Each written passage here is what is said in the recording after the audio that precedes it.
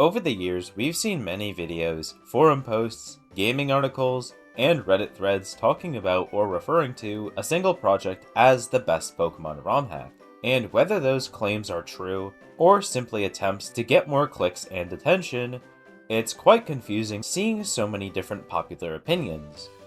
And since I already made a video talking about the same exact thing, but with fan games, I thought I'd make one trying to answer the question, what actually is the best Pokemon ROM hack?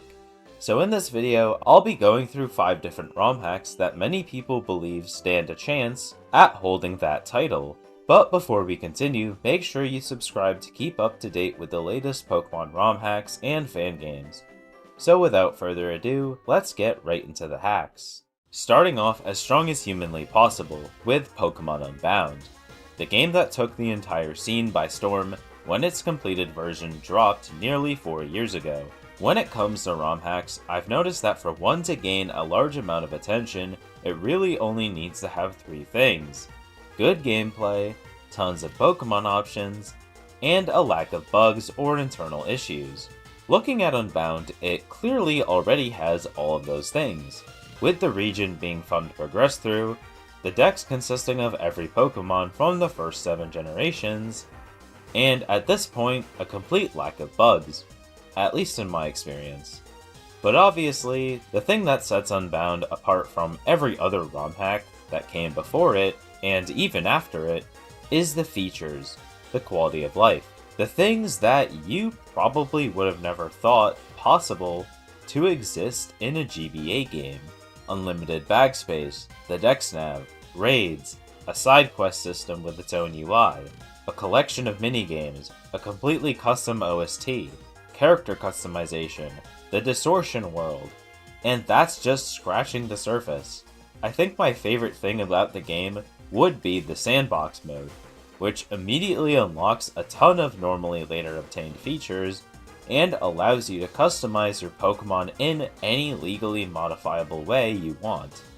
With all of that said, surely that's it, right? Surely that immediately secures Unbound as the greatest Pokemon ROM hack ever created for all of time, right? Well, not exactly, because there are 2 things about the game that I kind of have an issue with. First of all, the story. I kind of talked about this in one of my other videos, but I feel like Unbound tries to write something interesting and unique, while also trying to keep the plot as similar to the mainline games as possible, which doesn't really work. Obviously, I don't care too much about the story in these games, especially when the gameplay is really good, but I feel like with how much effort has been put into everything else, it feels kind of strange for the writing to fall flat. The second thing would be the overworld graphics.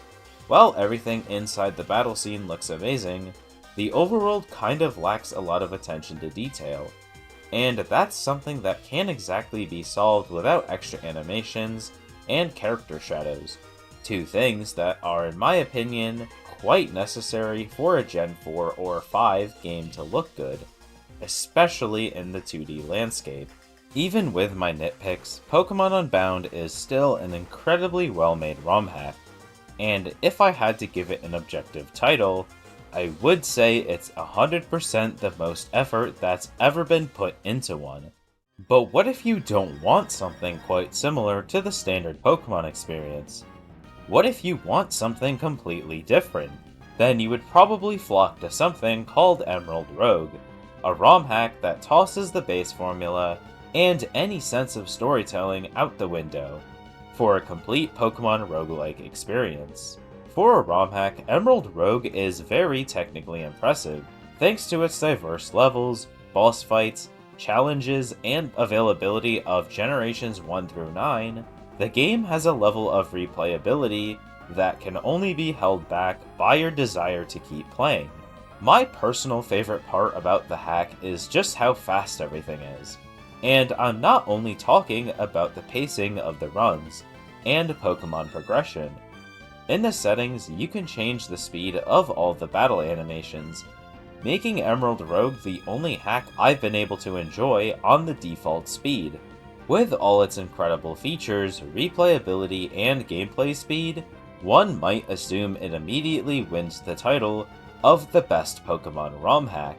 But I highly disagree, because while it is an amazing game, it's certainly missing two incredibly key features that make a Pokemon game a Pokemon game.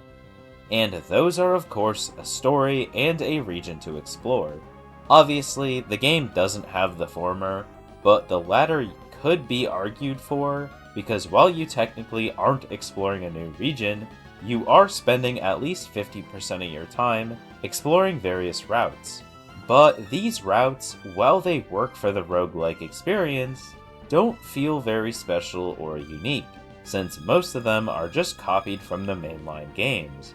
So while Emerald Rogue is certainly one of the most well-made ROM hacks ever created, I can't go ahead and call it the best.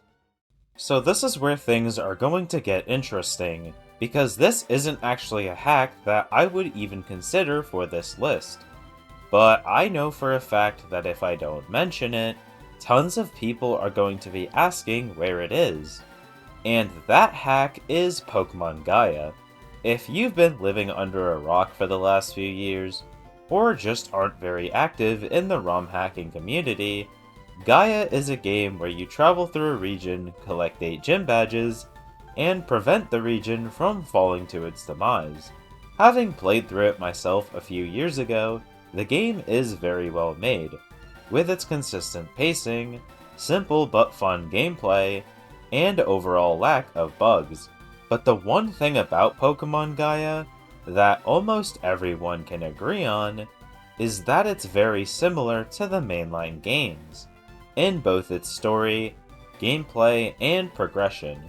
With that said, I would assume that most people would have voiced that opinion as a form of criticism of how simple, or perhaps even boring, they found the game to be. But no. It's actually the complete opposite. Tons, and I mean tons of people, use this as a form of praise. That Pokemon Gaia is one of the best Pokemon ROM hacks because of how similar it is to the main series games. And I completely disagree. First of all, I think Gaia is one of the best Pokemon ROM hacks, 100% top 10 of all time. But not for that reason at all. I've always thought that the magic of Pokemon fan projects was to take the base formula and either evolve it in a way where it's barely recognized, or scrap it entirely, and create something new within the same or different universe. If I wanted to get the mainline Pokemon experience with canon Pokemon, I would just replay a mainline game, or an enhancement of it. Obviously, people will be looking for a game they haven't played, and that's fine. Like I said before, I still think Pokemon Gaia is an incredibly well-made ROM hack, with a lot of time and effort put into it. And my goal here isn't to put it down or belittle it. My main concern is just not being able to wrap my head around the community's everlasting praise for it, compared to many other ROM hacks and even fan games.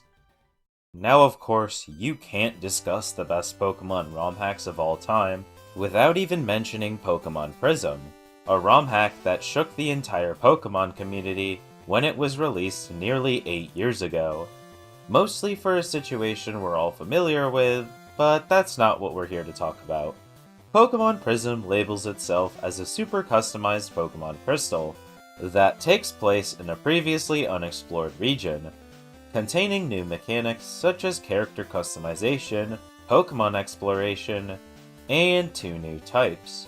Alongside the addition of the Fairy type, you'll also find enhancements to existing systems, such as new moves, abilities, items, and Pokemon from the first 4 generations. While that doesn't sound too exciting as of today, back in 2016, these were really insane things to have in a Pokemon ROM hack. But something that is impressive as of today is the ability to travel across 6 different regions and collect a total of 20 gym badges. Obviously, all of this sounds incredible, and on paper, cements Prism as a contender for the best Pokemon ROM hack, but I personally have a hard time considering it for that, and it's because of one major aspect of the game, and that's the visuals. In battle, the game looks great, with changes to the UI and a plethora of new Pokemon sprites. But where the game truly struggles is the overworld. Now, the Generation 1 and 2 games have never been really regarded as visually breathtaking, but for a ROM hack that came out 16 years after, and still continues to be updated today, it still lacks a lot of life. A lot of towns feel very bland, with many of the buildings looking identical, and before you slam me with hardware limitations, there are a few Gen 2 hacks that happen to solve this issue, mostly with new tiles and colors.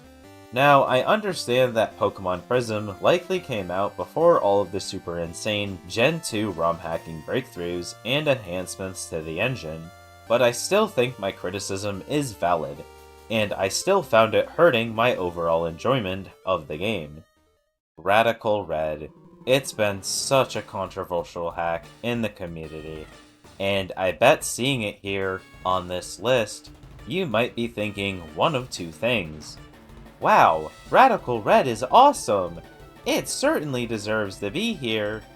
Or, what? Radical Red? Seriously? So, I'm not here to talk about why Radical Red should be on this list. Rather, why it shouldn't be. And why I don't think it comes close to being a contender for the best Pokemon ROM hack.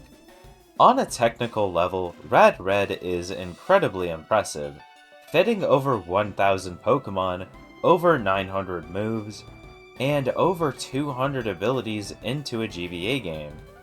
That's not a feat I can ignore, and I think it's one that many people who dislike this game put off as nothing special. If this level of content was put into any Pokemon region, it would make the game amazing. Except for one. And that just so happens to be the one Radical Red resides in. Kanto, especially without tons of edits, is not a region that all of these Pokemon can fit into, and it clearly shows when every route has 30 different encounters, spanning across time-based, surfing, and fishing encounters. Routes that in the base game were usually built for 6 to 7 unique encounters.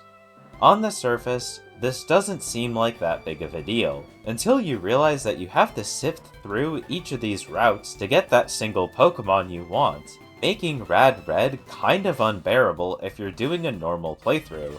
Of course, on the contrary, the amount of variety makes the hack incredible for Nuzlocking. Now, I could go on for hours about how much is wrong with the Kanto region, but one thing I will say holds Radical Red back for me is just having to progress through it completely normally each time, which for most people, myself included, aren't playing for the Kanto experience. We're playing for the fun boss fights and incredible Pokemon variety.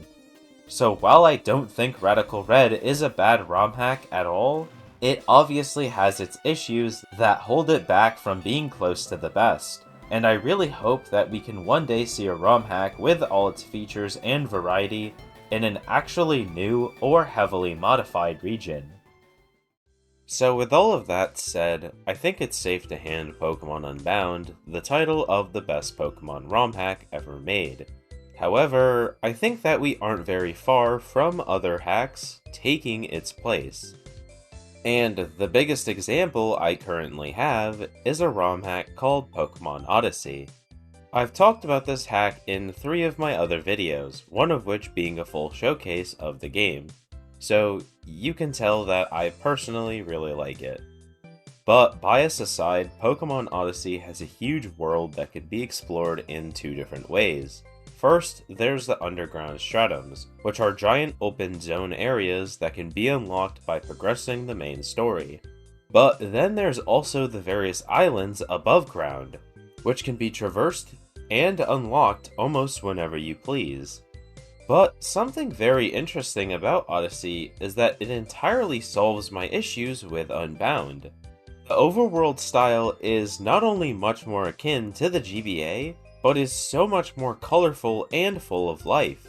The story feels a lot different from many other ROM hacks, but still holds that same sense of adventure that every player strives for. And while it doesn't have nearly as many features as Unbound, it still has the EXP All, EV Editor, and various difficulty modes. The only thing holding Odyssey back in its current state is the fact that the game isn't finished, something that I've noticed ROM hack players value a lot more than fangame players.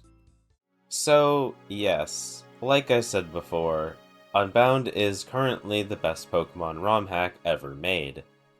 However, seeing that the completed version of the game is nearly 4 years old now, there certainly does seem to be an opportunity for its throne to be taken, with hacks like Darkfire, Voyager, and especially Odyssey continuing their development to a finished version. And I'm quite happy that I'm even able to say that, because for the last couple years, the scene has kind of been in a drought of people making copy-paste enhancement hacks, seemingly only for attention from YouTubers, who only play enhancement hacks. So even if you disagree with anything I said in this video, I still hope you enjoyed it, and like me, I hope you're looking forward to the bright future of the Pokemon ROM hacking scene. But anyways, I hope you have a nice rest of your day, and goodbye!